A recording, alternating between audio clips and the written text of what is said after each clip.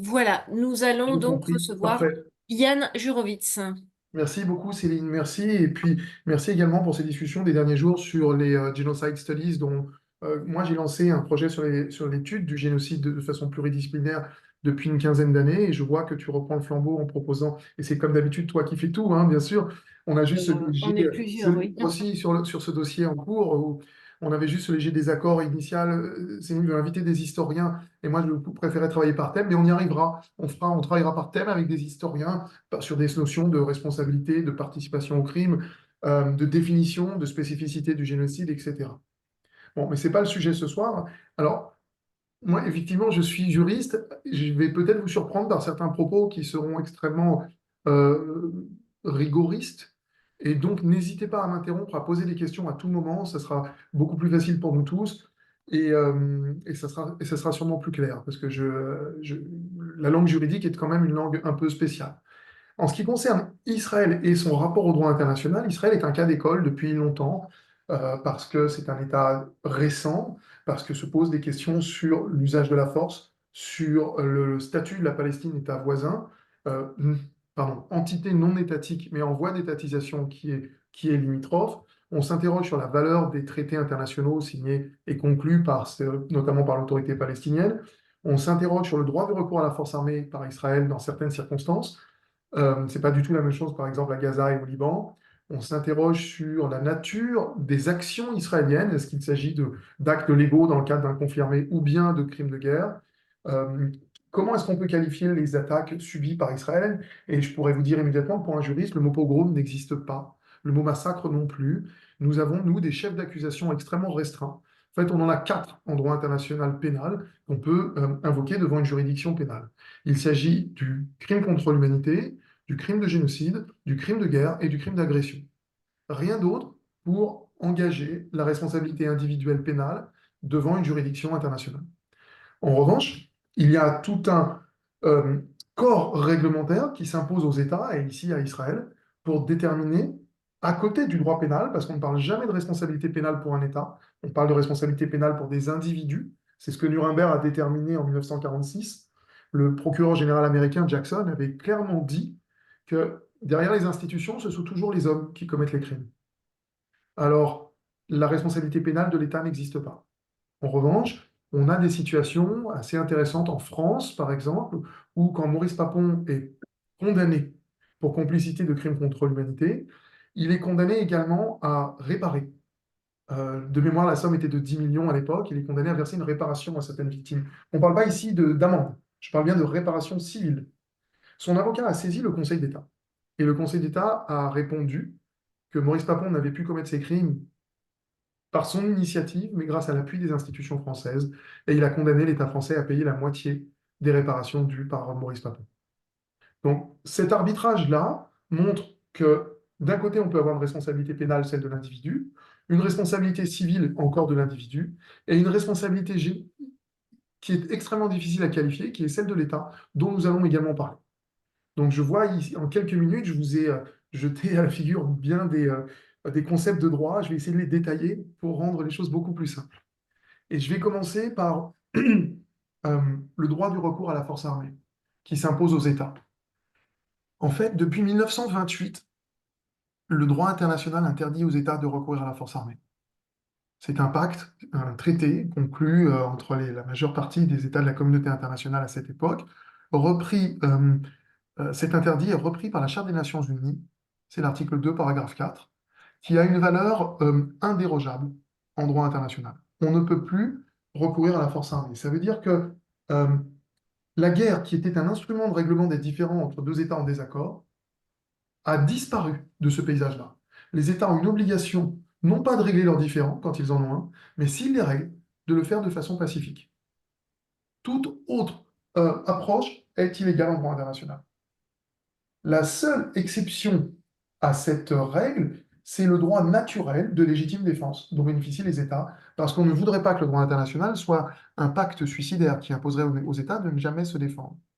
Mais comme l'esprit du droit international, c'est de restreindre le recours à la force armée, la légitime défense est entendue de façon extrêmement restrictive.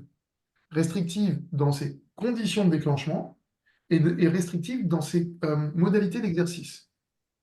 la défense n'est légitime que si un État fait face à une menace en cours, une agression en cours ou une menace imminente. Et là, on cite souvent le cas d'Israël, qui de façon... parce que quand on est attaqué, on peut se défendre, c'est assez facile à traiter comme sujet.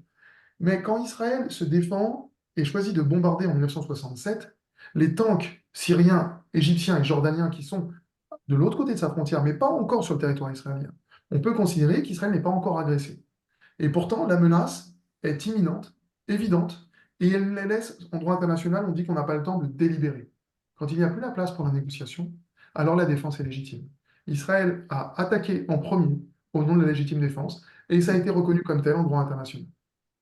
En revanche, toujours le même État qui choisit de bombarder en 1981 une usine nucléaire en Irak, à Osirak, au motif que Saddam Hussein avait dit qu'il l'utiliserait pour créer une arme nucléaire et la jeter sur Israël. Au-delà des fanfaronnades de Saddam Hussein, vous voyez bien que, alors que l'usine était en construction, on avait cette fois-ci le temps de délibérer. Éventuellement, de laisser à la communauté internationale le temps de trouver une médiation, une négociation, et surtout au Conseil de sécurité de se saisir.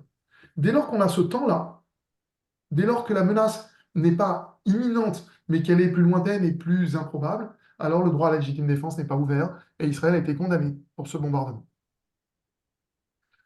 Le concept de légitime défense est extrêmement instrumentalisé par les États. En 2001, le 12 septembre, les États-Unis vont en Afghanistan sur le fondement de la légitime défense parce que les tours de New York sont tombées. La communauté internationale soutient les États-Unis dans cette légitime défense. C'est un tort, c'est une erreur juridique. L'attaque a eu lieu la veille, il n'y a plus d'attaque en cours. C'est comme si on tire sur le voleur qui s'enfuit. Cela n'a pas lieu d'être. Et en plus, les États-Unis n'avaient pas le droit d'attaquer l'Afghanistan, car l'Afghanistan n'était pas responsable. Ce n'est pas parce que les camps d'entraînement étaient sur le territoire de l'Afghanistan que ça ouvre le droit de bombarder l'Afghanistan. Il y a d'autres outils en droit, notamment la mise en cause de la responsabilité de l'Afghanistan. Et là, on vient donc à notre question essentielle, celle du 7 octobre, et celle de l'intervention à Gaza et l'intervention au Liban. Sur l'intervention à Gaza, si vous appliquez les raisonnements que je viens de développer, vous vous rendez compte que après le 7 ou 8 octobre, eh bien, les miliciens, les terroristes, appelez-les comme vous voulez, en tout cas les responsables de ces crimes, euh, ont terminé leur attaque. Cette attaque-là, celle qui justifie, selon le gouvernement israélien, l'action militaire en retour. Je ne parle pas des roquettes qui s'envolent tous les jours vers Israël, mais contre lesquelles Israël a choisi délibérément, depuis longtemps, de ne pas engager la force armée sur le territoire de Gaza.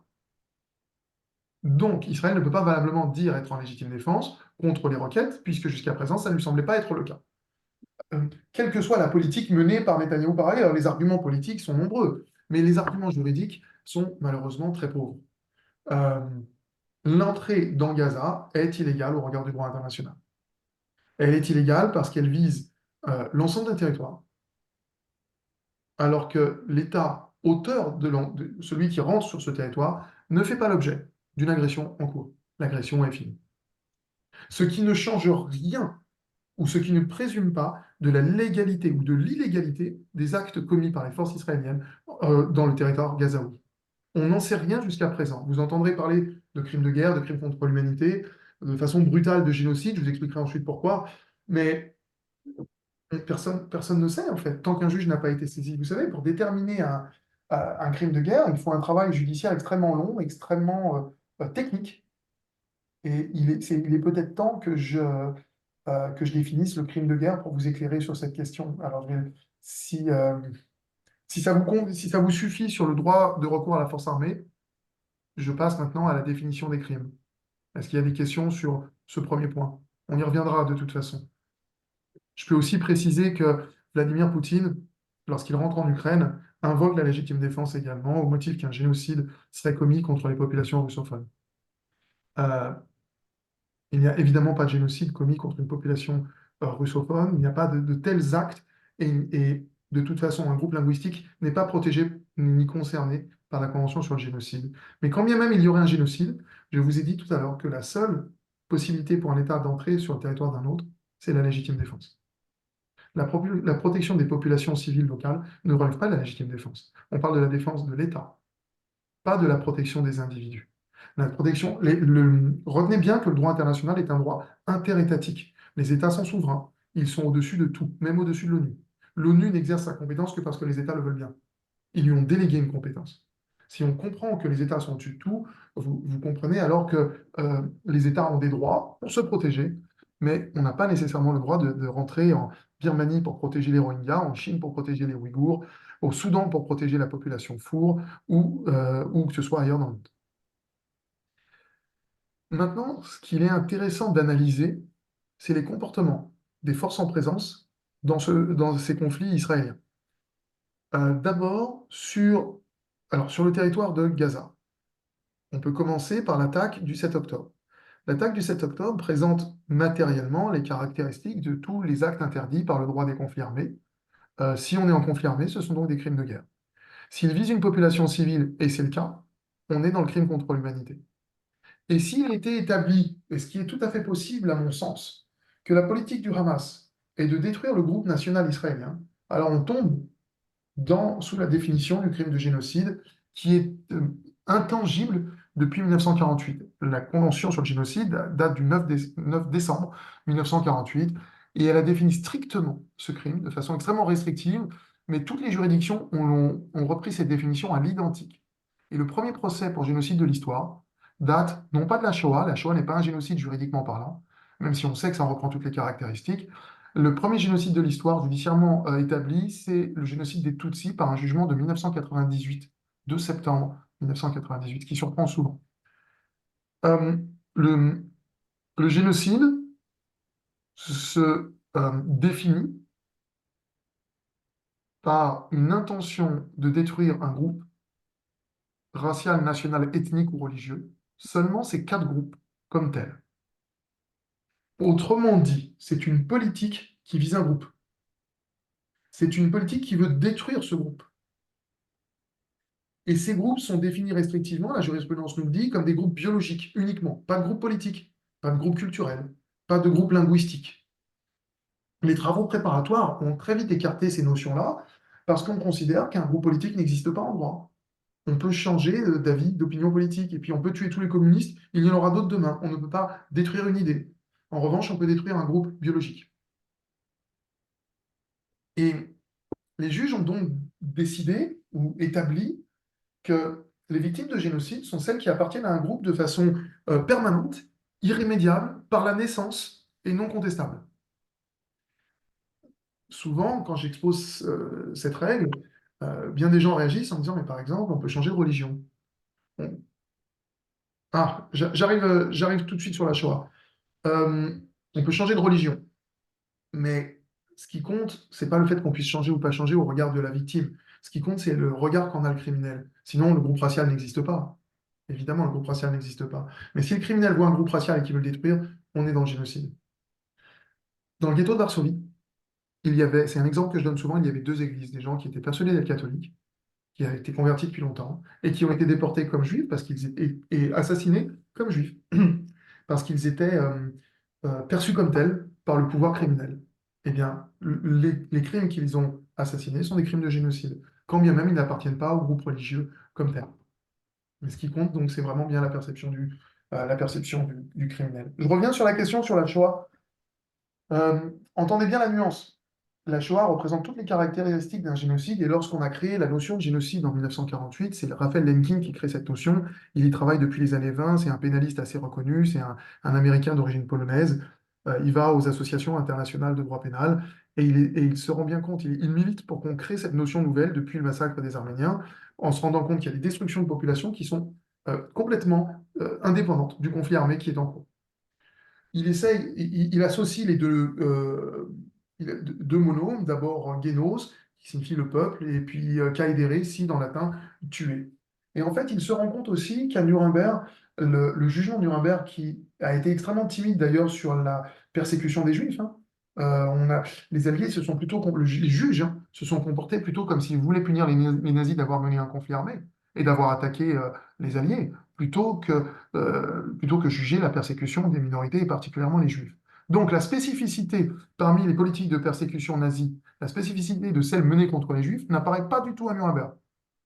Lemkin en est extrêmement déçu et il démontre que parmi tous les crimes contre l'humanité, mais je vois que je n'ai pas encore défini cette notion, donc je devrais le faire juste après, parmi tous les crimes contre l'humanité, certains vont plus loin que persécuter des gens à raison de leur appartenance. On va plus loin, c'est ce qu'on appelle dans d'autres sciences la solution finale.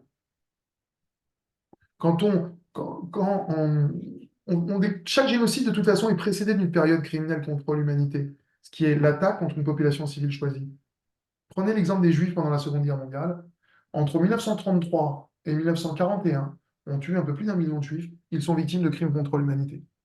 On arrive à, selon les historiens, à janvier 42, conférence de Wannsee, ou pour d'autres qui sont dits intentionnalistes, on est à l'été 41, et là, les choses changent. Au lieu d'assassiner les Juifs qu'on rencontre, on se dit on va tous les tuer. On passe d'une phase criminelle contre l'humanité à une phase génocidaire. Tous les génocides fonctionnent comme ça. On tue 200 000 Arméniens en 1895 avant le 24 avril 1915 où on déclenche, c'est une date symbolique, on déclenche le génocide des Arméniens. On tue des dizaines de milliers de Tutsis dans les années 50, 60, 70 avant le 7 avril 1994 où on tue 1 million, 70 000 Tutsis dans le génocide des Tutsis. Euh, mais je persiste à dire que juridiquement ou judiciairement, la Shoah n'est pas un génocide, parce qu'aucun tribunal n'a jamais pu le dire. La notion de génocide apparaît en 1948. Et cette notion nouvelle ne pouvait pas être utilisée par Nuremberg. Le tribunal ne la connaissait pas. Il n'avait que 3 chefs d'accusation, crime contre la paix, crime de guerre et crime contre l'humanité. C'était déjà révolutionnaire à l'époque. C'était quelque chose d'extrêmement nouveau de pouvoir juger au niveau international plutôt que de fusiller des vaincus.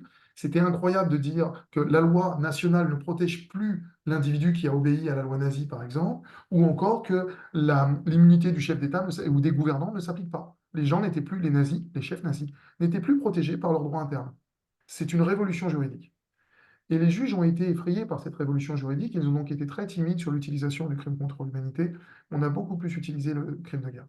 Est-ce que ça répond à la question qui m'a été posée sur la Shoah? C'est Claude Sécroune. Ah, il est peut-être plus là. Si. Oui, parfait. Parfait. Ça surprend souvent, hein, ce qui ne veut pas dire, encore une fois, le génocide, on en connaît des exemples types. On a des crimes d'école que sont le massacre des Arméniens à partir de 1915, le massacre des Juifs à partir de 1941-42, le massacre des Tutsis. Certains historiens dont on parlait avec Céline, comme Joël Kotek, nous parlent du massacre des Héréros, le qualifiant de génocidaire. J'avoue que je manque d'éléments, mais que ça y ressemble. Et en dehors de ça, je ne connais pas de génocide qui soit non discuté par la doctrine. Il n'y a pas de situation dans laquelle l'ensemble de la doctrine juridique dit que cette situation est génocidaire. Je pensais que tu es femme enfant. Oui, à Daniel Delmer, c'est vrai si l'assassinat des femmes et des enfants vise à détruire le groupe. On peut avoir des situations dans lesquelles on tue des femmes et des enfants, par milliers même, dans un groupe qui représente, imaginons un groupe d'1 million de personnes, vous pouvez tuer 100 000 femmes et enfants sans vouloir détruire le groupe. C'est ce qui se passe, par exemple, chez les Ouïghours. Non, chez les Ouïghours, c'est des stérilisations forcées. Pensez plutôt au... Tibet, non? Comment? Non, le Tibet, c'est les stérilisations forcées aussi. Il y en a aussi, bien sûr, il y a les passages à tabac, des assassinats, des déportations, des disparitions. Je pensais plutôt aux Rohingyas qui ont été assassinés par milliers en Birmanie, femmes et enfants, et qui, pour beaucoup, se sont enfuis. Ce qui fait souvent la différence matérielle entre le crime contre l'humanité et le génocide, le moment de bascule, il est sur le terrain, quand le criminel ferme les frontières. Par exemple, dans la purification ethnique menée en ex-Yougoslavie, euh, les Bosniaques musulmans faisaient l'objet de persécutions, ils étaient enfermés dans des camps, parfois assassinés, maltraités, mais les frontières étaient ouvertes, ils pouvaient fuir, les criminels voulaient un territoire sans eux. Ils leur ont dit, très grossièrement, allez-vous-en hors de notre terre. Au Rwanda en 1994, la politique criminelle ferme les frontières, ne laisse pas sortir les Tutsis. Le seul sort promis aux Tutsis, c'est la mort. Ils doivent être détruits. C'est une solution finale. On ne répète pas, selon les criminels, les erreurs des années précédentes qui permettent aux victimes de s'enfuir. C'est la différence essentielle entre le crime contre l'humanité et le génocide. La deuxième notion est beaucoup plus restrictive. Le crime contre l'humanité se définit plutôt comme une politique de persécution d'une population civile choisie. Et là, la discrimination, elle est plus large. Ce n'est pas seulement les 4 que j'ai cités, ça peut être une discrimination culturelle, politique et même sexuelle dans le statut de la CPI, dans la Cour pénale internationale. C'est-à-dire que si on je m'éloigne un peu d'Israël, là, hein, je me rends compte, mais c'est intéressant quand même. Euh, si on vise des gens, un groupe, ou plutôt une population, parce que ce sont des femmes, on peut être dans le crime contre l'humanité, selon le statut de la CPI. Mais malheureusement, en l'état un peu rétrograde du droit international, ce traité qui faisait intervenir les États rédacteurs a limité la discrimination sexuelle qui doit s'entendre comme l'appartenance à l'un ou l'autre des deux genres, masculin ou féminin, et n'accepte aucun autre sens. Autrement dit, une politique qui aujourd'hui persécuterait des homosexuels, des gens à raison de leur préférence sexuelle, des gens à raison de leur comportement sexuel, ces politiques-là ne sont pas susceptibles d'être jugées par la CPI comme crimes contre l'humanité. Je ne suis pas en train de vous dire qu'elle ne rentre pas dans une définition plus générale. Je suis en train de vous dire que la seule juridiction capable de juger les crimes contre l'humanité en droit international n'est pas compétente pour cela. C'est la différence entre les éléments de définition et les éléments de compétence d'une juridiction. Et maintenant, j'en viens au crime de guerre. Euh, le crime de guerre, se définit par un ensemble de normes. On a deux grandes catégories. On a l'ensemble des règles qui viennent déterminer la conduite des hostilités. Comment on doit se battre? Quelles sont les armes interdites? Pourquoi on ne doit pas viser tel ou tel endroit ou telle population ou les monuments ou les barrages, par exemple? Pourquoi on ne doit pas utiliser des armes à défragmentation qui laissent des morceaux indétectables dans le corps humain? On ne doit pas utiliser les mines antipersonnelles, on n'a pas le droit de recours à la famille, on n'a pas le droit de recours au siège, on n'a pas le droit de recours à la politique de pas de quartier, le refus de quartier. Donc la façon de faire la guerre est très réglementée. Et les entorses à ces règlements sont des crimes de guerre. Et après, dans une phase plus statique du conflit armé, celle qui est l'occupation. Une fois qu'une armée en campagne s'est déplacée, elle gère une population nouvelle, une population civile d'abord, sa propre population, des malades, des blessés, des naufragés, des civils et des prisonniers de guerre. Et ça, c'est les conventions de Genève qui définissent de façon extrêmement large les droits de ces populations-là. Donc, toute violation des droits des prisonniers de guerre est un crime de guerre. Assassiner un prisonnier de guerre, c'est un crime de guerre, on doit le protéger. On doit le désarmer, l'installer de façon extrêmement confortable, le nourrir, le protéger. Et les prisonniers de guerre ont beaucoup, beaucoup de droits dès qu'ils arrêtent de combattre. La population civile n'a pas le droit d'être visée, elle doit être nourrie, protégée, fournie en médicaments et en hygiène si besoin. On n'a pas le droit de la déplacer, sauf impératif lié à la situation de belligérance et aux dangers qu'elle pourrait rencontrer. Tout ça, ça éclaire ce qui se passe en Israël. Mais vous voyez bien que, au regard de ce qui se passe à Gaza, on ne peut pas dire d'une façon générale la politique israélienne est criminelle de guerre. Les juges doivent s'interroger, euh, missile par missile, attaque par attaque, action par action, ou soldat par soldat même. C'est comme ça qu'on s'interroge en droit pénal. Ce soldat a tué deux personnes, est-ce qu'il avait le droit de le faire? Est-ce qu'il était en situation de défense? Est-ce que c'était des civils? Est-ce qu'il les a visés parce que c'était des civils? Est-ce que c'était des ennemis et ils étaient armés? Est-ce qu'il a utilisé une arme interdite, etc. Personne ne peut de bonne foi vous dire aujourd'hui il y a des crimes de guerre à Gaza ou il n'y en a pas. Évidemment, le nombre de victimes parmi la population civile soulève beaucoup de questions. J'ai parlé avec le juriste de l'armée israélienne qui a détaillé pour moi et de façon passionnante l'ensemble des procédures mises en place par le pouvoir civil pour juger les militaires. Et alors, j'ai pas eu accès à aux chiffres sur ces procédures, malheureusement, mais en tout cas, la procédure existe et elle est effective. Le pouvoir civil, pas militaire, s'en sert.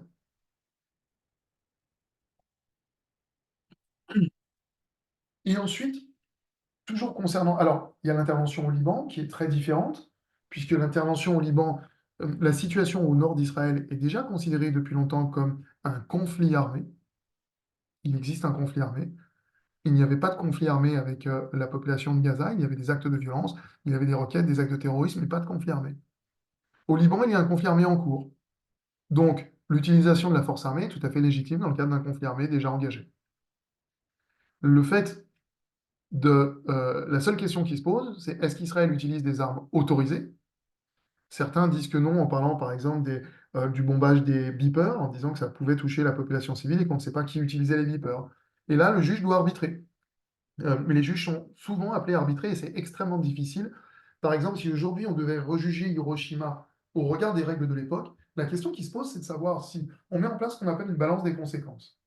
Est-ce qu'il fallait engager l'arme nucléaire sur le territoire japonais au prix de 200 000 morts, ou bien est-ce qu'il fallait faire débarquer les fantassins et conquérir ainsi le Japon au prix d'un certain nombre d'essais dans ces fantassins et dans la population civile et dans les combattants. Les états-majors sont tenus d'une règle simple, ils doivent faire le calcul des conséquences. Et sur la base de cette balance, ils doivent estimer quelle est la situation la moins mortifère et utiliser celle-ci. C'est extrêmement compliqué à faire et le juge alors c'est certes compliqué pour le juge, mais c'est beaucoup plus facile pour lui que pour les combattants, puisqu'il intervient ex post facto. C'est beaucoup plus simple de dire bien plus tard ce qu'on aurait pu faire ou ce qu'on n'aurait pas pu faire. Mais c'est comme ça que ça fonctionne, en fait, cette justice sur les crimes de guerre. Bon, Hiroshima, aujourd'hui, ça serait un crime de guerre, parce que l'arme nucléaire est interdite depuis 1996. Mais ce n'était pas le cas en 1945. Donc en 1945, la question se pose. Enfin, je voudrais aborder la question du rapport entre Israël et la Cour internationale de justice, parce que, vous le savez sûrement, l'Afrique du Sud a engagé un recours contre Israël devant cette juridiction qui ne juge que les États. Et pas du tout, c'est pas du tout du pénal, hein. Elle juge les États. euh, Elle est compétente pour deux choses, pour régler des différends juridiques entre les États, uniquement des différends juridiques, et elle est également compétente de façon non contentieuse mais consultative à la demande des organes principaux des Nations Unies qui peuvent lui poser une question de droit. C'est ce que l'avis qu'elle vient de rendre en juillet 2024 sur l'occupation israélienne. Et ce qui appelle à réfléchir sur tous ces concepts d'occupation, de colonisation. Et pour vous dire, aujourd'hui, personne ne sait en droit ce qu'est Gaza. Ça ressemble à ce qu'était l'Allemagne entre 1945 et 1949. Je ne saurais pas vous le dire. Est-ce que c'est ce que nous, on appelle une terra nullius, c'est-à-dire une terre sans maître? Est-ce que c'est un territoire occupé? Mais s'il est occupé, il est occupé à qui? À qui il appartient? C'est la question qui se pose. Qu'est-ce que c'est exactement que la colonisation? Est-ce que c'est la volonté de maintenir une force sur ce territoire alors que Israël s'était retiré depuis 2005, mais la Cour a considéré que malgré son retrait, euh, Israël gardait énormément d'influence et de pouvoir, notamment en laissant rentrer ou pas la nourriture et les finances à Gaza. Donc selon la Cour, il y a une opération de colonisation d'Israël sur Gaza. Moi, je pense que c'est discutable, mais ce n'est que mon avis. Pour une fois, donc, vous voyez, je nuance quand c'est mon avis. Jusqu'à présent, ce que je vous ai dit, c'était les règles établies. Et quant à la première compétence de cette Cour, donc cette compétence contentieuse, quand l'Afrique du Sud a invoqué la Convention sur le génocide contre Israël, elle le fait pour une raison juridictionnelle qui va vous surprendre. C'est que les États étant souverains, on ne peut amener les États devant cette Cour que s'ils le veulent bien. Donc les États ont plusieurs façons d'accepter la compétence de la Cour dans une affaire. Soit ils sont en désaccord avec un autre État et ils signent ce qu'on appelle un compromis, grosso modo, bien on va devant la Cour, ou bien ils signent une déclaration globale disant toutes les affaires relatives, par exemple, aux frontières ou au statut du territoire, je veux bien qu'on les traite devant la CIJ avec tout État qui aurait fait la même déclaration. C'est une déclaration générale et avant les faits. Et enfin, c'est le cas ici, on a ce qu'on appelle les clauses juridictionnelles. La Convention sur le génocide comporte en son article 9 une clause de compétence de la CIJ disant qu'en cas de différend entre les États membres, les États qui ont ratifié la Convention sur le génocide, eh bien, les États peuvent saisir la CIJ. Ça veut dire que quand, en 1949, Israël a ratifié la Convention sur le génocide, Israël a accepté par avance de venir devant la CIJ pour tout contentieux lié à l'application ou à l'interprétation de ce traité face à un autre État qui a ratifié la même Convention. Et c'est uniquement pour ça que l'Afrique du Sud invoque le génocide, enfin d'un point de vue juridique, parce que d'un point de vue politique, je n'ai pas besoin d'y revenir avec vous. Vous comprenez très bien la dimension extrêmement négative que comporte ce terme. Mais euh, il n'y a absolument pas de génocide à Gaza. La question ne se pose pas en ces termes. La question qui a été posée à la Cour, c'est de savoir si une des dispositions de la Convention a été violée. Et on n'en est qu'à la première étape, celle où la Cour doit déterminer si elle est compétente. C'est ce qu'elle a fait en rendant l'année dernière cette décision, où elle dit oui, je suis compétente. Ouais, d'ailleurs, je ne vois pas comment elle aurait pu faire autrement. Je suis compétente parce que les Palestiniens, c'est bien un groupe national au sens de la Convention sur le génocide, donc ils pourraient être victimes d'un génocide. Mais, et la présidente à l'époque le dit très clairement, la présidente de la Cour, mais rien ne permet de conclure que la Cour parle d'un génocide. Le mot risque de génocide que vous avez vu dans la presse n'existe pas dans la décision. Il n'y a pas de risque, ça n'existe pas un risque de génocide. Ça serait présupposé d'une intention qui judiciairement doit être démontrée. Soit l'intention est là et il y a génocide, soit l'intention n'est pas là et il n'y a pas génocide. Mais parler de risque de génocide, c'est soupçonner à l'avance des gens de vouloir commettre un crime alors qu'on n'en sait rien. C'est incroyable. Incroyable ça. En tout cas, le rôle, c'est ce qu'on appelle aussi du forum shopping. L'Afrique du Sud a choisi un endroit où elle pouvait parler de génocide. Et elle a demandé 4 fois à la Cour d'ordonner un cessez-le-feu à Israël, et 4 fois la Cour a refusé. Le dernier arrêt dit bien à Israël qu'elle doit arrêter les armes si celle-ci devait conduire à un génocide. Mais comme l'utilisation des armes ne conduit pas à un génocide au regard de cette définition restrictive, contrairement à ce qu'on a bien entendu à plusieurs reprises, il n'y a pas d'ordre à Israël de cesser le feu à Gaza. Ça ne veut pas dire que c'est légal, je vous l'ai déjà dit tout à l'heure, mais c'est juste que la Cour internationale de justice n'a pas cette compétence. Son métier, ce n'est pas de dire si Israël doit cesser le feu ou pas. Son métier ici, c'est de dire si il y a un différend qu'elle peut juger au regard de la Convention sur le génocide. Et à cette question, elle a répondu oui. Et maintenant, elle est rentrée en délibéré. Et la décision pour savoir s'il y a une des dispositions qui a été violée, cette décision sera rendue, à mon sens, d'ici 2 ans, 2 ans et demi. Et je serais étonné qu'on conclue à la violation de l'article 2 qui définit le génocide. Ça fait beaucoup d'informations que je vous donne, hein. Est-ce que ça va? Est-ce que je vais pas trop vite? D'accord. Est-ce qu'il y a des questions?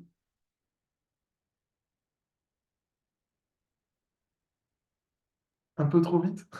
Un peu. D'accord. Et est-ce qu'il y a quelque chose que vous n'auriez pas compris sur l'exposé? Est-ce que vous voulez qu'il revienne sur un des points?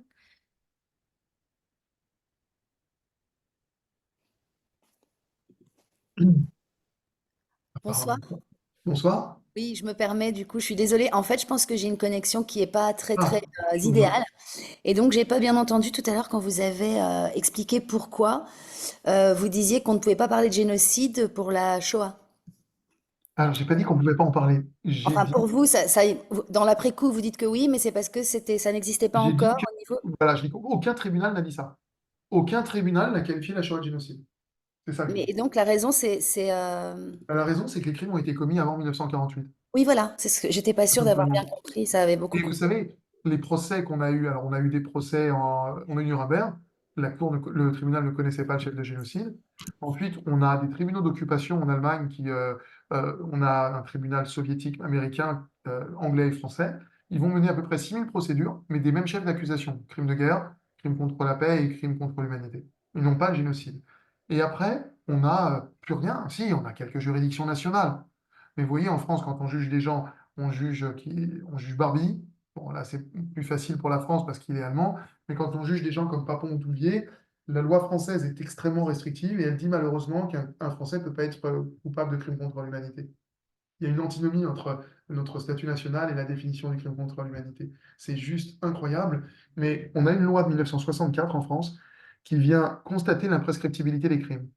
Parce qu'on se dit, ça va faire 20 ans, ils vont être prescrits, on adopte une loi. Cette loi, elle dit qu'elle constate la prescriptibilité des crimes tels que définis dans le statut de Nuremberg. Et là, les juges français vont volontairement, j'insiste sur le mot volontaire, confondre les conditions de compétence du tribunal de Nuremberg qui vise à juger des nazis pour des crimes commis entre 39 et 45, c'est une condition de compétence de cette juridiction, avec les éléments de définition du crime contre l'humanité. Ce qui permettra aux juges français de conclure que ni les crimes de la décolonisation en Indochine ou en Algérie ne peuvent être considérés comme des crimes contre l'humanité, ni les Français qui ont commis de tels crimes ne peuvent être considérés comme coupables, ils sont condamnés pour complicité. Ils sont donc considérés comme les accessoires des responsables des crimes qui sont des nazis. C'est une vision extrêmement politiquement très confortable pour la France, qui sera changée en 1994 avec le nouveau code pénal qui définit enfin de façon générique le crime contre l'humanité.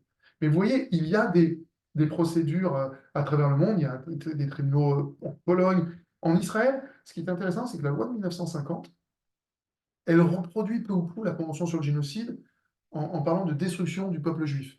C'est une loi juste réservée à ce crime de destruction du peuple juif, mais dont les termes sont similaires à ceux de la Convention sur le génocide. Et Israël, les tribunaux israéliens vont engager des poursuites, notamment contre Eichmann. D'accord, je parlerai moins vite. Je parlerai moins vite, promis. Euh, est-ce que ça vous va? Ça va. Ah, on vous entend plus. Pardon, oui, non, il y a beaucoup de choses. C'est vrai que il C'est faut. riche. C'est C'est riche. c'est vrai que vous allez vite. Oui, oui, c'est passionnant et comme c'est pas notre domaine, c'est vrai que c'est plein de nuances Oui, oui, avec mais des n'hésitez logiques tout à pas. fait différentes et qui sont, voilà, comme vous disiez au début, juridiques. Donc c'est. Ouais. Mais le droit évite absolument les jugements de valeur. Parce que les jugements de valeur sont subjectifs et nous, on fait quasiment des mathématiques, c'est-à-dire on vérifie si les éléments constitutifs d'une notion sont présents ou pas. Est-ce qu'une règle a été violée, oui ou bien non? Et on n'a pas le luxe c'est pour ça que je vous ai dit tout à l'heure, les mots massacre, pogrom, purification ethnique, génocide culturel, on ne connaît pas tout ça. Vous pouvez en faire ce que vous voulez, hein, ça ressemble à... Mais alors, je vais répondre aux deux questions qui viennent. Richard, tu peux poser la question peut-être comme on peut parler aussi, hein. Ouais. C'est Alors, Oui, Céline, c'était je son, réponds c'était à pour. Joël d'abord. Joël. Oui, Joël Labécassis. Ouais.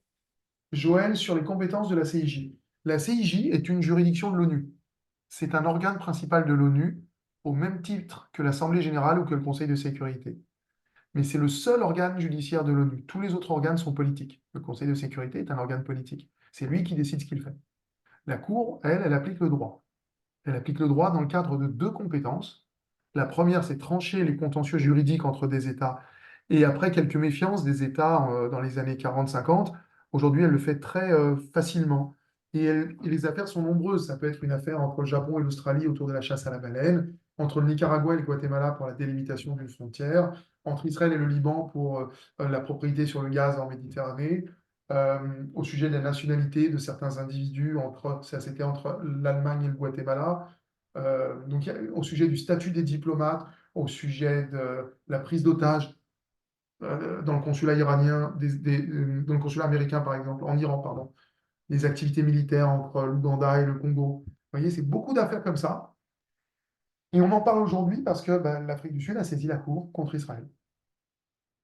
Ça, c'est la première compétence essentielle. Et la deuxième, ou la seconde même, c'est sa compétence consultative, alors que dans sa compétence contentieuse, elle rend des décisions qui sont obligatoires. Dans sa compétence consultative, elle ne donne qu'un avis. Elle répond à une question qui lui est posée par un organe, comme l'Assemblée générale ou le Conseil de sécurité. Ça veut dire que cet avis-là traduit la perception qu'ont les meilleurs magistrats du monde, ou les meilleurs, les plus assis en droit international, leur perception de la situation juridique actuelle. On ne peut pas imposer un avis à un État, mais on sait que l'avis reflète, avec beaucoup d'autorité, l'état du droit existant. Est-ce que ça vous va, Joël?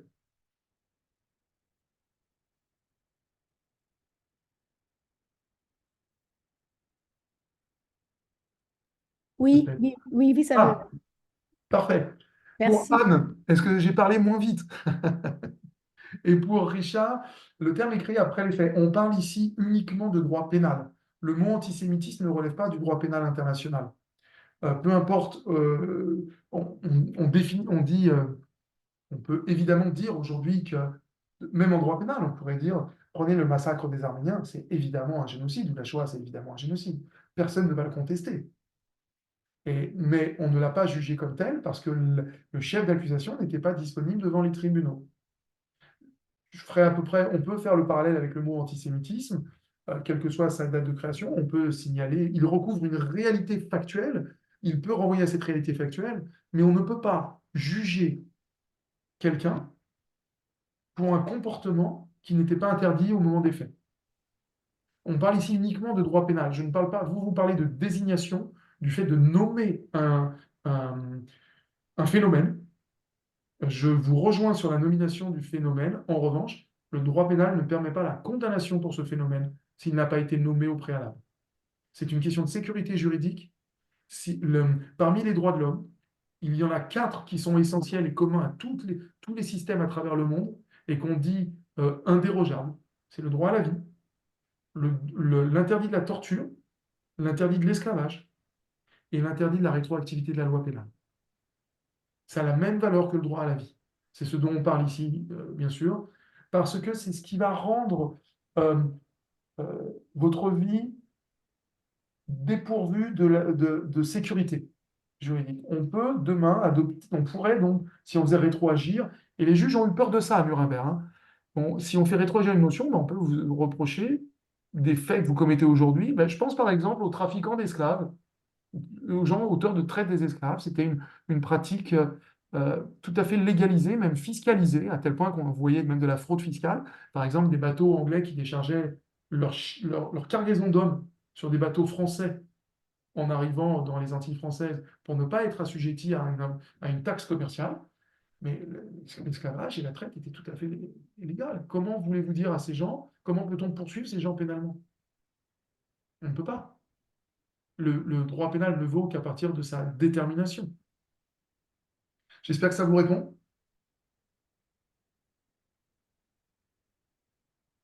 Oui, merci, merci. Avec plaisir. Puisqu'on est dans les reprises de ce que j'ai un peu raté, est-ce que vous Allez-y, pouvez allez-y. revenir également, je suis désolée, hein, est-ce que vous pouvez revenir également sur l'illégalité, au regard du droit international, de l'entrée dans Gaza? Oui, euh, la seule possibilité pour un État d'engager la force armée, c'est la légitime défense. La légitime défense est entendue strictement comme celle qui fait face à une action en cours ou imminente. Ici, l'action des terroristes était terminée. On peut parler, en revanche, d'opérations de police. Et Israël s'en est fait une spécialité, mais pas seulement Israël. N'oubliez pas, parce qu'on peut parler des assassinats ciblés, mais François Hollande l'a dit lui-même. Donc, tout ce qu'un président ne devrait pas dire, il parle de nos assassinats ciblés français au Mali, par exemple. L'un des coupeurs de route, ça a été fait très régulièrement. Mais Israël est allé chercher Eichmann, Israël a libéré les otages en Entebbe, Israël a tué les chefs terroristes auteurs des attentats de Munich en 1972, etc. Ça, c'est ce qu'on appelle des opérations de police. Ce n'est pas l'engagement d'une armée. La différence tient au fait de forcer un État ou pas. Quand on rentre sur un territoire, et une affaire célèbre en droit international, c'est Ouganda contre Congo. L'Ouganda est régulièrement attaqué par des miliciens, la LRA, Lord Resistance Army, qui volent des enfants dans les écoles même primaires et qui en fait des enfants soldats. Et à force de se renouveler comme ça, eh bien, c'est une armée de 20 000 gamins qui qui se déplacent, qui dépouillent, et ils retournent au Congo. L'armée ougandaise rentre au Congo pour poursuivre ces gens et y mettre un terme à leur activité criminelle. Le Congo attaque l'Ouganda devant la CIJ, et la CIJ dit l'opération ougandaise ne viole pas l'article 2, paragraphe 4, celui qui interdit le recours à la force armée, dès lors qu'il s'agit uniquement d'une opération de police visant à assurer l'intérêt. Ça ne veut pas dire que c'est légal. Ça veut dire que le, c'est un autre interdit qui est violé, notamment l'Ouganda avait ici porté atteinte à la souveraineté du Congo. Mais l'Ouganda n'avait pas violé l'interdit du recours à la force armée, puisque l'opération était ponctuelle. En revanche, la Cour prolonge en disant, mais on s'est rendu compte qu'au bout de quelques semaines, les soldats ougandais se sont avancés 700 km sur le territoire du Congo, ont pris contrôle d'aéroports et ont détruit des biens congolais. Ils ont donc transformé, au fur et à mesure du temps, l'opération de police, qui ne violait pas l'interdit du recours à la force armée, en opération militaire qui viole cet article 2, paragraphe 4. Donc les choses sont évolutives et dépendent du terrain. Pour Israël, à Gaza, je ne vois toujours pas ce qui permet à Israël de rentrer à Gaza. Une opération de police pour libérer les otages, ça aurait dû être une opération ponctuelle, et surtout, il y avait, je vous le répète, malheureusement, le temps de délibérer. Je ne dis pas que c'est facile de négocier avec ces sauvages du Hamas, mais on ne négocie qu'avec des ennemis, on ne négocie pas avec des amis. Bon, l'idée, c'était de trouver une solution, et les solutions étaient envisageables, malheureusement, ou heureusement, le mot est mal choisi. Mais rien n'autorisait Israël à rentrer sur ce territoire. Non, il n'y a pas, Monsieur Rubinowitz, il n'y a pas de définition internationale pénale du crime de terrorisme parce que les États ne parviennent pas à s'entendre sur ce qu'est le terrorisme. Est-ce qu'il existe un terrorisme d'indépendantiste, un terrorisme d'État? Est-ce que ça peut exister quand on pense à la Corée du Nord ou à l'Iran, qui finance par exemple le Hezbollah? Est-ce que c'est du terrorisme? Est-ce que c'est le terrorisme uniquement militaire ou est-ce qu'il peut être idéologique? Est-ce qu'il peut être économique? Est-ce qu'il peut être informatique? Biologique parfois avec la dissémination de maladies. Donc les États n'arrivant pas à s'entendre, on a une définition extrêmement minimaliste qui n'a été donné que par l'Assemblée générale des Nations unies en 1974, et, et les résolutions de l'Assemblée générale ne sont pas obligatoires. Elles n'obligent pas les États. Donc je dirais plutôt non. En droit interne, en revanche, selon les systèmes, il peut y avoir des définitions. En France, on a une définition pénale du terrorisme qui ne va pas être la même que celle des tribunaux italiens, par exemple. Mais je ne peux pas vous faire tout le paysage de tous les pays du monde. Si votre question concerne le droit international, la réponse est non.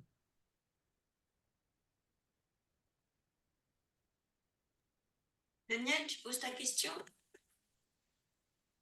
Bonjour Martine. Bonjour. Je peux parler? Bien vas-y. sûr. Donc, comme vous avez dit qu'on ne pouvait pas être condamné parce qu'au moment de l'acte, ça n'était pas interdit. Mais alors, c'était l'argument qui a été avancé par les personnes qui ont profité de la réalisation pendant la guerre et qui donc se sont défendues en disant oui, mais ça n'était pas interdit. Alors maintenant, je pense que ma question est peut-être mal posée parce que finalement, ça, c'est pas du droit international. Aussi, on a des réponses à ça. En fait, vous avez peut-être noté que le statut de Nuremberg définit le crime contre l'humanité en 1945. Et pourtant, on l'a utilisé à des faits antérieurs à 1940, pour des faits antérieurs à 1945. Parce que, en réalité, le droit international est un droit d'inspiration anglo-saxonne, donc coutumière, et le crime contre l'humanité, la notion, là, plutôt le statut du tribunal, n'a pas créé une notion, un interdit nouveau. Il a codifié un interdit qui existait déjà. Il était dans ce qu'on appelle, nous, les principes généraux du droit. C'est-à-dire des interdits qu'on retrouve dans tous les pays du monde, et même s'ils ne sont pas encore codifiés en droit international, comme on les retrouve partout, eh bien, le juge international s'en saisit et dit bah, ça devient une règle internationale. Et il était interdit de tuer la population civile, tuer les enfants, tuer les femmes, tuer les gens sans raison. Le droit à la vie est protégé dans tous les codes pénaux du monde. Donc ces gens ont pu être, les nazis ont pu être condamnés, si c'est ça la question, pour du chef de crime contre l'humanité. Et encore, j'ajoute un élément qui peut peut-être vous éclairer, c'est qu'on a considéré à Nuremberg que l'État, le Reich, était sorti de la compétence naturelle des États. Normalement, un État doit gérer une population. Là, on considère que des criminels ont utilisé les institutions étatiques pour mener une politique qui est totalement en dehors de la compétence naturelle de l'État. Pour cette raison, toutes les lois issues de cet État ne protègent plus les gens qui les ont appliquées. Elles sont en dehors de la protection du droit international. Est-ce que ça vous va? Ok, très bien, merci. Merci pour la... Avec plaisir.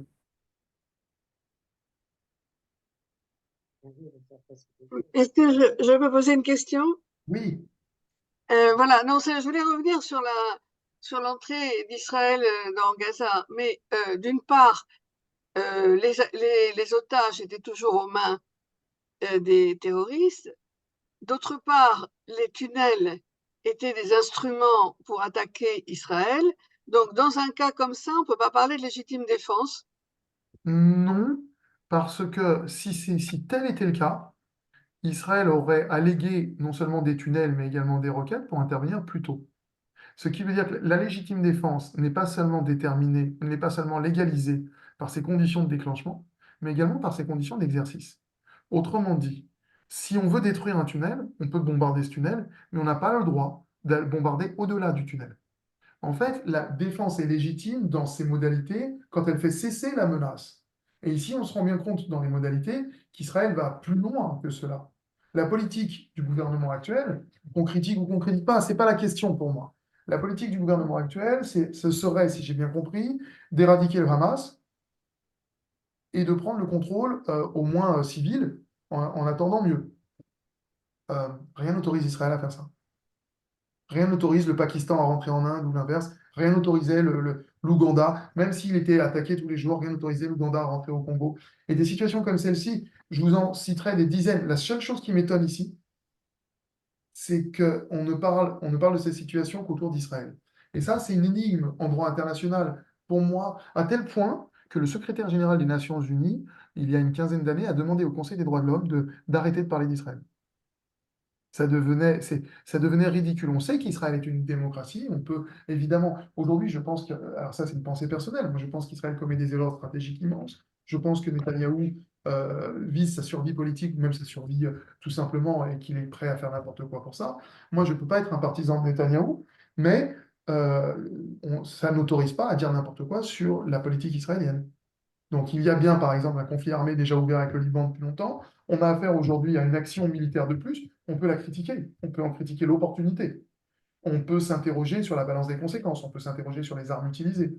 Mais les réponses ne seront pas nécessairement en défaveur d'Israël. Alors qu'à Gaza, si les comportements, là aussi, les réponses sur les comportements ne sont pas nécessairement en défaveur d'Israël, mais la réponse à la question de savoir si Israël avait le droit d'y aller, à mon avis, elle est négative. On peut en discuter, hein. On peut vraiment en discuter, mais moi, je crois pas à la légitime défense ici. Et si c'est pas de la défense, si c'est pas de la défense, alors Israël n'a pas le droit de rentrer à Gaza. Mais pensez vraiment, essayez de vous projeter en Ukraine. Ou alors, est-ce qu'on a le droit aujourd'hui de rentrer en Birmanie pour sauver les 700 000 Rohingyas qui sont massacrés? Est-ce qu'on a le droit? Il y a tellement, j'ai tellement d'exemples. Est-ce que les États-Unis avaient le droit de rentrer en Afghanistan, de chasser les talibans? Non. Les talibans, en droit international, valent pas, malheureusement, pas moins que nous. C'est un État souverain. Et la règle suprême en droit international, c'est la souveraineté. On ne peut pas porter atteinte à la souveraineté. Alors, la question, je vais nuancer cette réponse. Parce que Gaza n'est pas un État et la Palestine n'est pas encore un État. Mais pour savoir quelles règles s'appliquent, j'ai besoin de vous faire tout le paysage. Donc, si la Palestine était un État, est-ce qu'elle a le contrôle de Gaza? Et dans ce cas-là, est-ce qu'Israël a envahi la Palestine? Personne, aucun juriste honnête au monde ne pourra vous répondre. On ne sait pas encore. On s'interroge. J'ai un collègue, le vice-doyen de Marseille, qui est d'ailleurs un ancien étudiant à moi. On travaille beaucoup sur cette question. On est loin d'avoir trouvé la réponse. Et je ne suis pas sûr qu'on la trouve un jour sur le statut exact de Gaza aujourd'hui. Alors, on peut toujours parler de stratégie, hein. Est-ce que le gouvernement israélien aurait mieux fait de remettre Gaza à l'autorité palestinienne plutôt que de diviser les Palestiniens? Ça, c'est de la stratégie. Moi, j'ai pas plus autorité que vous pour répondre. Mais j'espère que je vous ai convaincu sur la légitime défense. Parce que, encore une fois, si les requêtes justifiaient une action armée en retour, bah alors, ça aurait dû être fait depuis longtemps. Ce qui justifie les requêtes, c'est la destruction des roquettes qui arrivent sur Israël. Et à la rigueur, un missile en retour pour détruire le silo qui a lancé la roquette. Pas plus. Pas l'entrée des soldats israéliens à Gaza. Mais c'est loin d'être la première fois que les armées dans le monde commettent des actes illégaux, hein. C'est généralement. La guerre est un monde de violence, donc généralement, on essaie de faire. On a développé peu à peu, depuis 1949, surtout avec les conventions de Genève, on développe des règles. On essaye de les faire respecter. Vous ne pouvez pas imaginer une armée en campagne qui ne commette pas des crimes, ça n'existe pas dans ce monde de violence. Mais à tout le moins, on essaye de développer la pérennité et l'application de ces règles protectrices des droits fondamentaux en période de conflit armé.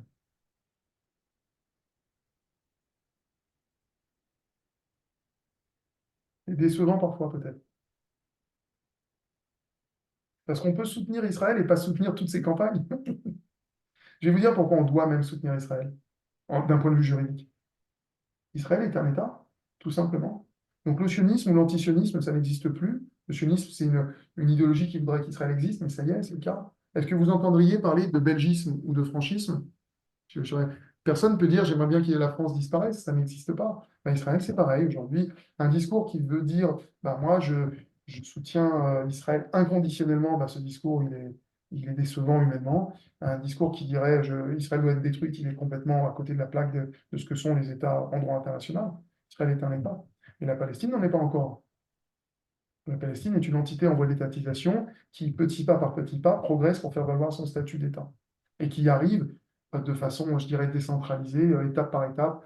Par exemple, elle a réussi à adhérer au statut de Rome qui crée la Cour pénale internationale. Donc là, au regard de cette communauté des États partis à la CPI, la Palestine est un État. Mais elle n'est pas un État universellement parlant. Elle est un État dans certains cadres. En droit, on raisonne beaucoup en cadre. Oui, madame.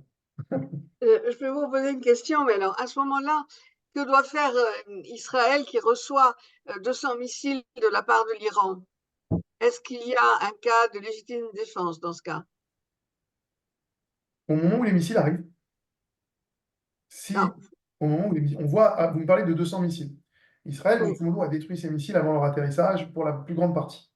Si jamais, Bah, heureusement, oui. bien sûr, heureusement, vous ne pensez pas un instant qu'on puisse espérer que des missiles tombent sur le territoire israélien.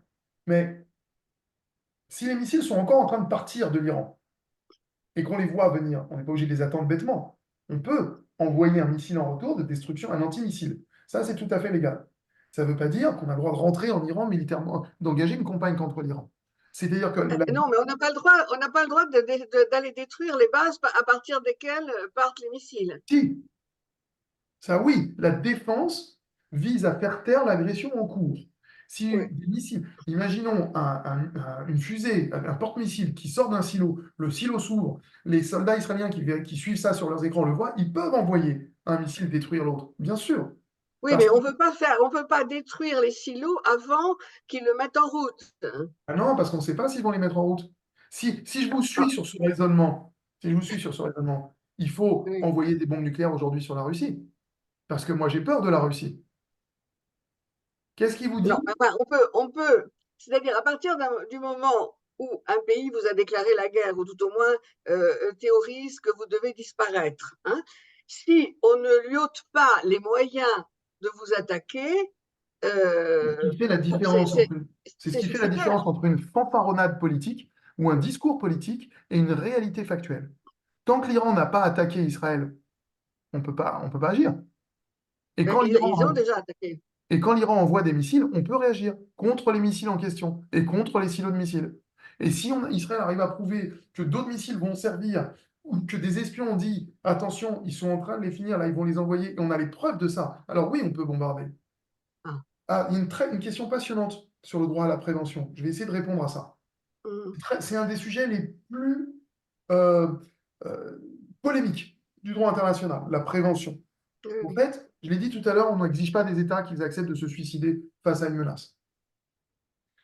Donc, quand il y a une menace, pas une agression en cours, mais une menace, on estime que les États peuvent réagir face à une menace visible, imminente et imminente et réelle. C'est l'exemple que j'ai donné tout à l'heure des chars d'assaut à la frontière en 1967. Ça s'appelle la légitime défense préemptive. Les chars ne sont pas encore passés, mais on a le droit de les détruire. Si on voit les silos qui s'ouvrent en Iran, on a le droit de les détruire. Ça, oui, légitime défense préemptive. En revanche, une défense qui viendrait, comme à Osirak en 81, détruire une centrale qui n'est même pas finie de construire, on ne sait même pas ce que ça va être réellement, cette défense-là, elle est dite strictement anticipative, et celle-là est interdite en droit international. Donc, non, il ne faut pas attendre de recevoir une bombe atomique pour riposter, évidemment pas. C'est... mais vous l'avez très bien compris au regard de ce que j'ai dit. Soit la menace est imminente, et on peut faire cesser cette menace par les moyens nécessaires et suffisants pour la faire cesser. Et ça peut être une arme nucléaire iranienne, pourquoi pas, si on voit qu'elle commence à sortir pour être utilisée, si on a des éléments de preuve qui montrent qu'elle va être utilisée, il faut bombarder, évidemment. L'intention déclarée de détruire un État ne fait-elle pas de la menace non, non. Non, parce que l'intention peut aussi consister en une fanfaronnade politique qui s'adresse à...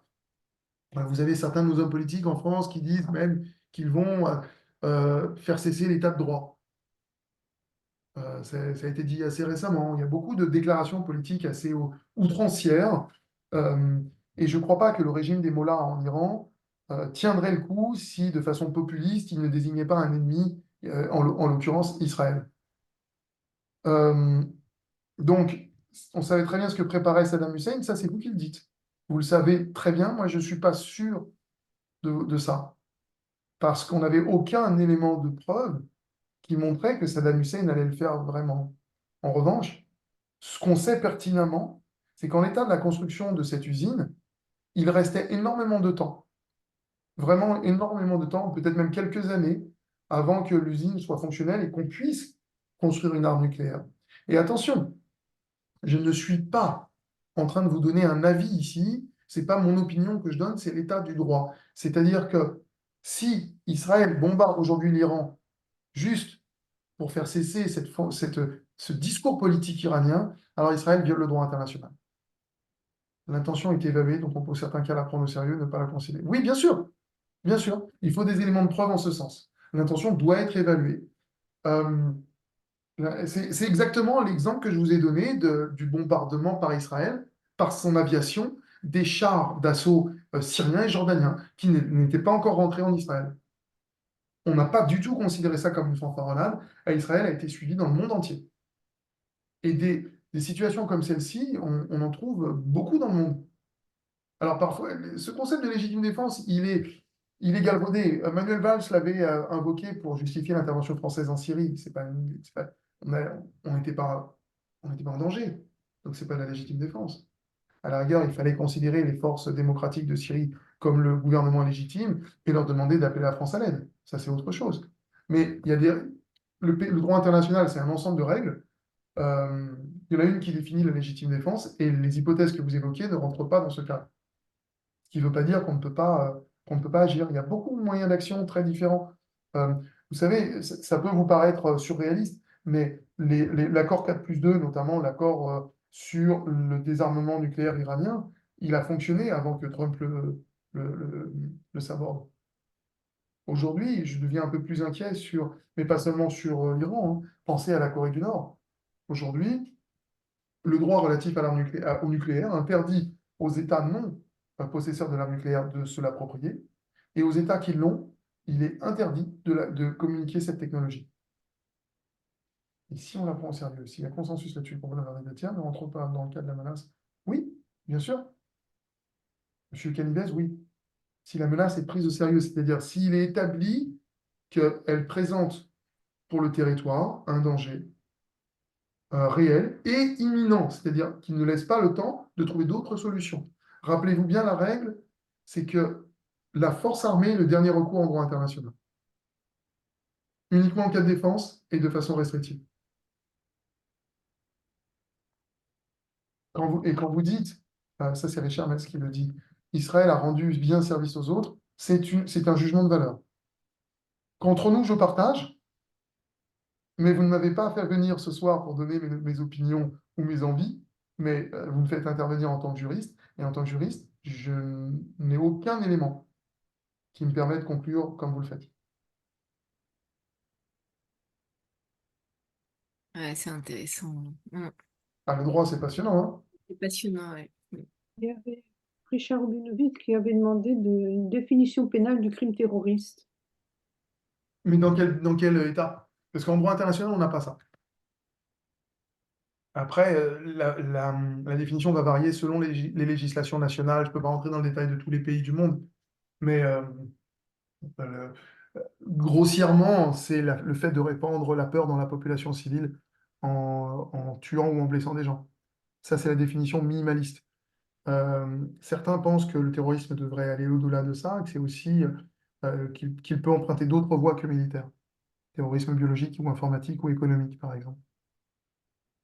Mais je suis pas capable de vous répondre plus que ça, parce que nous, en droit international, aucune juridiction ne connaît ce chef.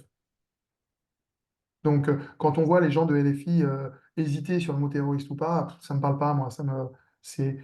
Ils ont envie de se faire plaisir en droit interne et de se préoccuper une fois de plus d'Israël qui semble au cœur de leurs intérêts, ce qui est très étonnant pour une campagne politique française. Je suis toujours extrêmement surpris par ça, mais en tout cas, terrorisme, pas terrorisme, ça ne change rien pour nous. On sait que... Alors si, ça peut changer certaines choses, c'est-à-dire qu'il y a il y a un comité des sanctions au sein des Nations Unies, qui est un organe subsidiaire, qui liste des personnes et qui prévoit des sanctions à leur encontre, donc, captation des flux financiers, confiscation, gel des avoirs, interdiction de voyager, etc. Ça, on peut l'envisager, mais ce n'est pas du droit pénal alors. On n'a aucun doute sur le caractère criminel du comportement du Hamas. Personne ne l'a, ce doute. La question qui se pose, c'est plutôt est-ce qu'Israël a commis des actes, est-ce qu'Israël avait le droit de rentrer? Et ensuite, est-ce que les soldats israéliens commettent des actes contraires au droit des conflits armés? Il doit y en avoir, hein. Il doit y avoir quelques soldats israéliens qui ont tué des gens alors qu'ils étaient prisonniers. C'est tout à fait plausible. Attendons le nombre de procès pour savoir si, en termes de statistiques, l'armée israélienne s'est plus ou moins bien comportée que toute autre armée dans le monde, hein. Et je peux vous en citer beaucoup, que l'armée marocaine en Mauritanie, que l'armée... Voilà, parce que nous, on voit ça tous les jours. Je pense beaucoup, en ce moment, je vous dis, on travaille beaucoup sur le Darfour, où il y a encore des marchés aux esclaves, et en fait, le conflit au Darfour vise à contrôler les routes de la traite des esclaves. C'est juste un endroit où, dans le monde où il y a encore des tréteaux sur lesquels on fait monter des gens et on les vend. Et c'est par milliers. Il y a 2 millions de déplacés, 400 000 morts. Il y a les différents conflits au Congo, il y a... euh, c'est sans fin pour nous, hein. On a beaucoup d'hypothèses à travailler, euh, mais on n'a pas... malheureusement, je dois très souvent répondre sur Israël. Alors pour moi, Israël est un non-sujet, plutôt. Parce que ça serait peut-être beaucoup plus confortable pour vous, si vous êtes soucieux du sort d'Israël, peut-être de considérer que ce n'est pas un sujet. Parce que considérer qu'Israël est un sujet, c'est vouloir imputer ou imposer à Israël des règles différentes de celles des autres États. Et surtout des règles plus sévères. Et n'oubliez pas quand même qu'Israël est un État qui est en situation de conflit armé depuis sa création, avec, c'est vrai, certains traités de paix dans les années en 77, en 94, mais c'est un État mal entouré, en situation difficile, qui reçoit des requêtes et dont la réaction est somme toute, euh, en tout cas, ou plutôt la focalisation de la population autour de son armée est tout à fait normale. Tout le monde là-bas est militaire ou réserviste, et c'est comme ça que ça fonctionne. C'est un État assiégé. Ah, le droit international. Ah, bah, attendez, alors là j'ai des questions nouvelles. Est-ce que le silence du droit sur certains thèmes ne signifie pas qu'il y a qui relèvent d'un jugement exclusivement politique? Bien sûr. En fait, la procédure judiciaire est exceptionnelle en droit international. Tout se règle par la négociation. Euh, 90% des situations se règlent par négociation, diplomatie, même diplomatie secrète parfois. Le fait qu'on se rencontre dans les couloirs des Nations Unies, c'est un endroit, c'est ce qu'on appelle, c'est la diplomatie onusienne, c'est passionnant. Ne croyez pas, même en ce moment, qu'un haut fonctionnaire du gouvernement israélien ne parle pas à un haut fonctionnaire du gouvernement iranien de façon secrète. C'est une évidence. Il y a des liens politiques et de négociation exclusivement politiques, pour reprendre les termes de Patrice Canivez, tout à fait. Donc, ces rapports-là interétatiques sont souvent officieux, mais même quand ils sont officiels, on s'entend, on négocie. Vous savez, ici, on se préoccupe de différends liés à la situation de violence. C'est pour ça que ça nous intéresse. Mais des différends entre les États, il y en a beaucoup d'autres, qui portent sur une délimitation frontalière. Prenez l'exemple aujourd'hui de la Chine qui veut imposer le cognac parce que l'Union européenne impose les importations de voitures électriques chinoises. C'est un contentieux, au même titre que le contentieux entre Israël et le Liban. Simplement, dans un cas, il y a de la violence armée, et dans l'autre, il y a un désaccord économique. C'est un domaine différent, mais ce sont les mêmes raisonnements. Et il y a finalement, au regard de l'ensemble des rapports interétatiques, très peu de rapports qui sont violents. Très, très peu. Je pourrais développer ça des heures, mais j'espère que ça vous répond à Patrice Canivez. Et Patricia Citruc, le droit international est-il évolutif? Oui, beaucoup. Ah. Depuis 1977, on a adopté, à la suite des nombreuses situations de décolonisation, on a adopté des protocoles additionnels aux conventions de Genève qui ont envisagé, euh, qui ont essayé plutôt de réglementer la situation de ce qu'on appelle des CANI, conflits armés non internationaux, qui impliquent soit des États contre des milices, soit des milices entre elles, ou milices ou groupes terroristes, ou proto-États. Donc il y a un ensemble de réglementations spécialisées, moins protecteurs d'ailleurs. Un prisonnier de guerre dans un CAI, confirmé international, est protégé par la troisième convention de Genève, et ses droits sont extrêmement détaillés. Il a le droit de voter dans son pays, il a le droit de se marier, il a le droit de recevoir des colis, etc. Un prisonnier de guerre dans un CANI non international ne bénéficie que de l'article 3 commun aux conventions de Genève qui prévoit la protection de ses droits fondamentaux. C'est tout, et pas plus. Donc en fait, on le maintient en vie. Mais oui, le droit international est très évolutif sur ces questions. Et puis là, encore une fois, je vous ai répondu dans le cadre de la violence armée. Mais pour tenir compte, au-delà des conflits, de l'apparition ou plutôt du combat qu'on peut mener contre les groupes terroristes, pensez aux opérations des casques bleus qu'on mène de façon commune au Mali. Pensez au G5 sur place, qui est l'association de forces nationales de 5 États qui vise à combattre les groupes terroristes. Pensez au comité des sanctions qui viennent sanctionner les terroristes. Pensez à la justice internationale pénale qui vient condamner pénalement des terroristes. Et pensez aussi pour les proto-États, parce que est-ce que les Tibétains sont des terroristes pour le pouvoir chinois? Oui. Euh, mais comment est-ce qu'on fait pour aider les Tibétains que nous, on estime être des victimes? Alors, l'idée, c'est que c'est toujours l'application du droit. En fait, quand il y a une situation coloniale, il y a un droit absolu à la décolonisation et il est légitime de se battre pour ça. Quand il n'y a pas colonisation, on parle alors d'une province qui veut faire sécession, pensez à la Corse ou à la Bretagne, qui voudrait s'émanciper de la France, elle n'a pas le droit de le faire. Mais attention, en droit international. Et j'ai pas dit que c'était interdit. J'ai dit, il n'y a pas un droit qui dit la Bretagne a le droit de s'indépendantiser.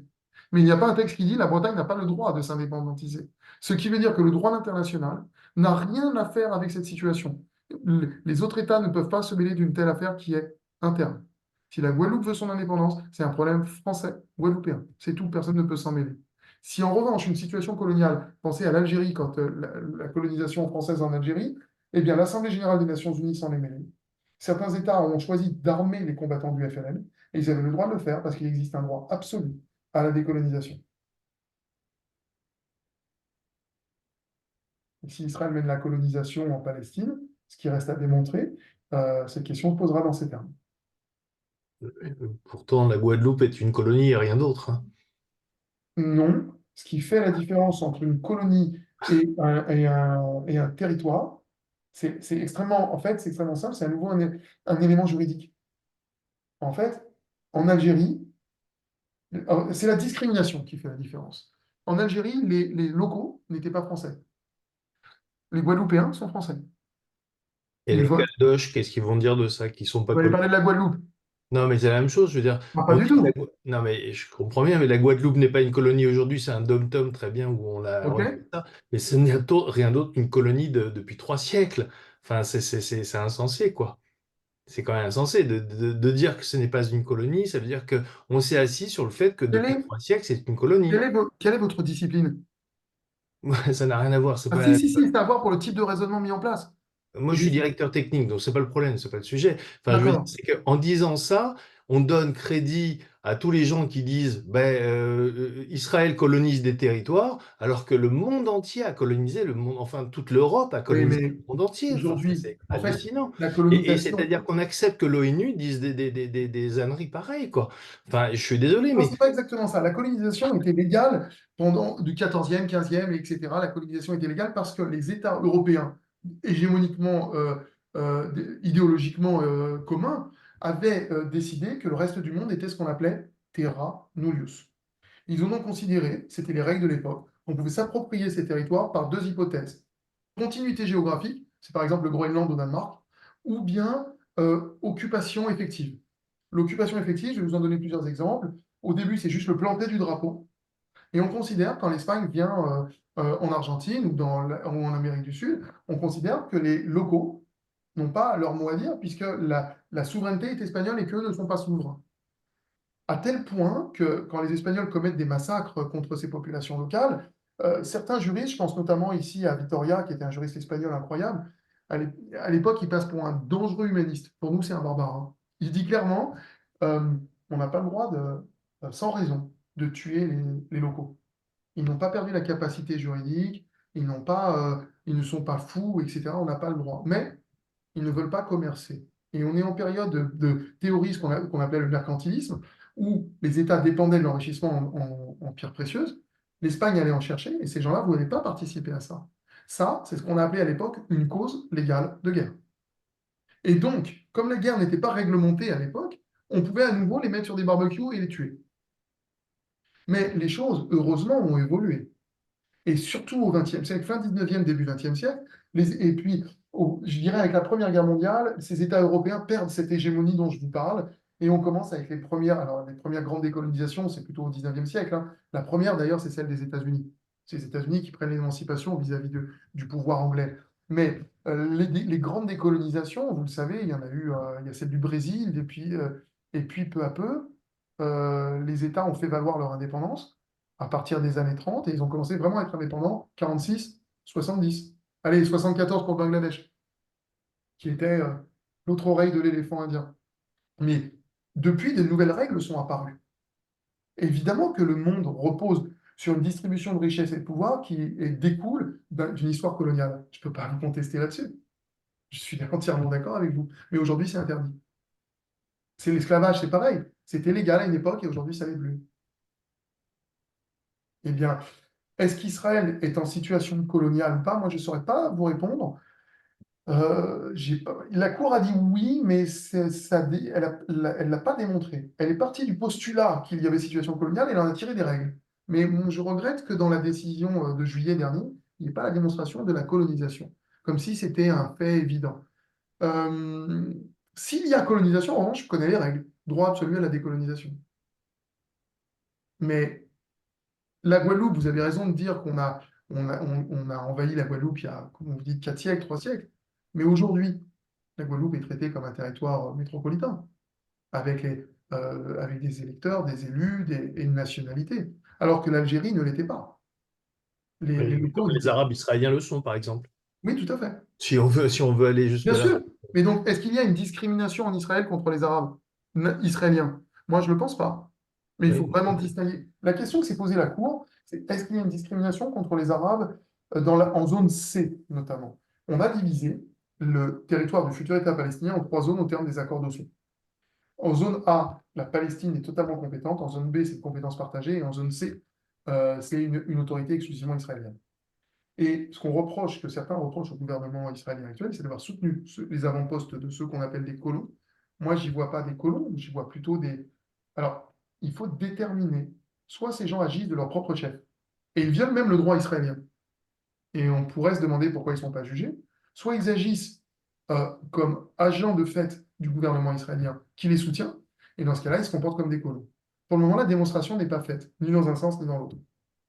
Mais en tout cas, vous avez raison de dire, les Arabes israéliens ne font pas l'objet de discrimination. Euh, En revanche, dans la zone C, il y a bien une différence de nature entre les droits accordés aux Israéliens et les droits accordés aux non-Israéliens.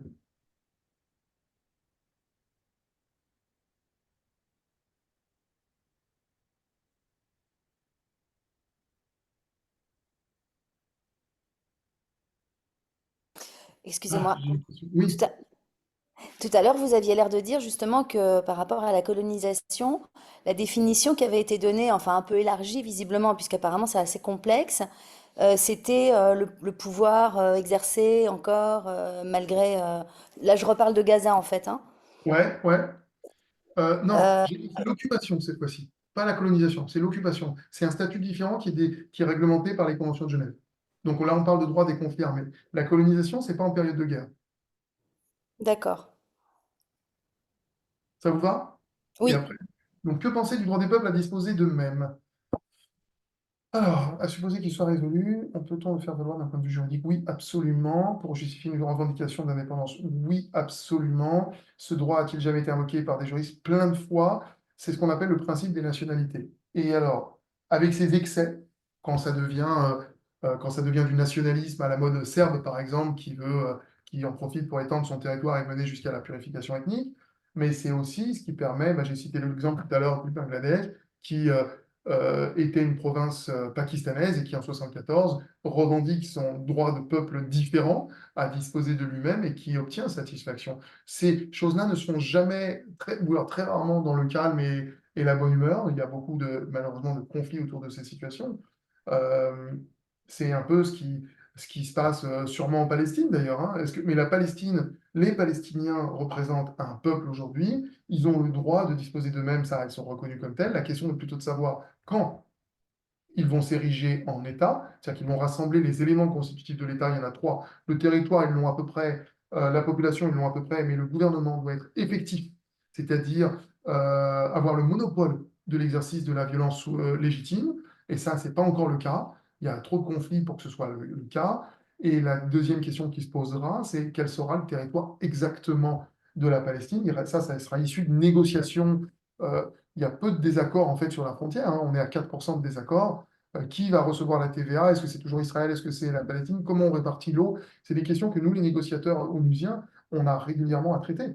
Et loin, loin du brouhaha médiatique où on vous parle de méchants et de gentils, moi, j'interdis à mes étudiants d'être pro-palestiniens ou pro-israéliens parce que j'en ai marre de ces discussions euh, dépourvues de sens. L'idée, c'est d'arriver à une solution.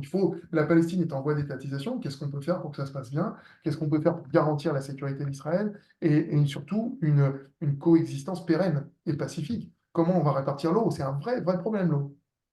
Et la TVA n'est pas un problème moindre, hein. Et puis il y a Jérusalem-Est, qu'est-ce qu'on fait? Alors il y a une vision israélienne qui est totalement contraire de la vision onusienne aujourd'hui. Comment on va traiter ça? On a beau tous avoir des solutions en tête, personne n'a l'autorité pour imposer cette solution. Donc il va falloir négocier.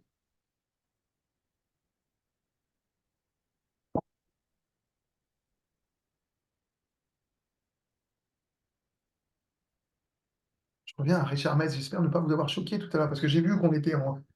C'est pas que je suis en désaccord hein, avec vous, c'est que je peux même vous rejoindre sentimentalement. Mais là, je vous parle des règles.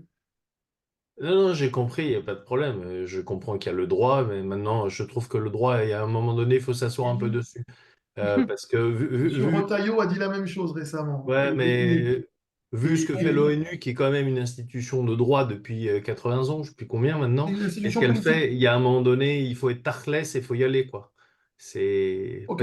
parce que si on se prend au droit, enfin, je veux pas polémiquer, mais légitime défense, ils ont quand même sorti, ils ont quand même tué 1200 personnes. Il s'agit pas de se poser, est-ce qu'ils vont sortir leur revolver pour machin? Et à un moment donné, c'est un peu la force d'Israël, c'est Vous qu'elle ne avez, fait pas comme les pays en fait, européens, on attend d'être égorgé pour se dire il faut peut-être non, c'est pas aussi simple. arrêter le Si vous truc. avez un commerce et qu'on vous braque, vous pouvez vous défendre. Mais si le voleur part en courant, Ah vous ben pouvez non, vous tirer dans le non, parce dos. qu'il y a plein de gens, pardon, mais il y a plein de gens qui se sont défendus en France et qui ont fini en tôle parce qu'ils se sont défendus. Donc il y a un vrai Non, problème. Et Israël, non. heureusement, et c'est ce qui fait sa force, bah, il y a un moment donné, elle tombe pas sa joue, Là, je ne peux pas être d'accord elle avec vous meurt sur le de... concept de défense. En France, les gens ne vont pas en prison parce qu'ils se défendent, ils vont en prison parce qu'ils tuent un voleur qui s'enfuit. Alors ça, C'est c'est... très différent. La Oui, défense doit être justifiée par le danger. Le mec qui oui, oui, s'enfuit, il est plus dangereux. je comprends. Alors, je peux comprendre qu'on ait envie de tuer quelqu'un. OK, mais c'est pas légal.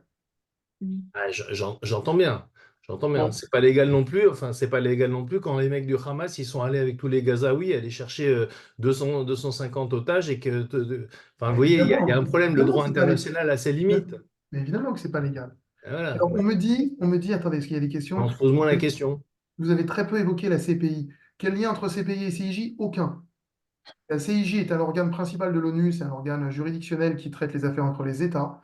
La Cour pénale internationale a été créée en 1998 après 50 années de réflexion et elle a pour compétence de juger uniquement des individus et pas des États poursuivis pour crimes de guerre, crimes contre l'humanité ou crimes de génocide. C'est la Cour devant laquelle, d'ailleurs, le procureur a demandé des mandats d'arrêt contre les dirigeants du Hamas et les dirigeants israéliens. Mais il n'est pas sûr qu'il obtienne ces mandats d'arrêt.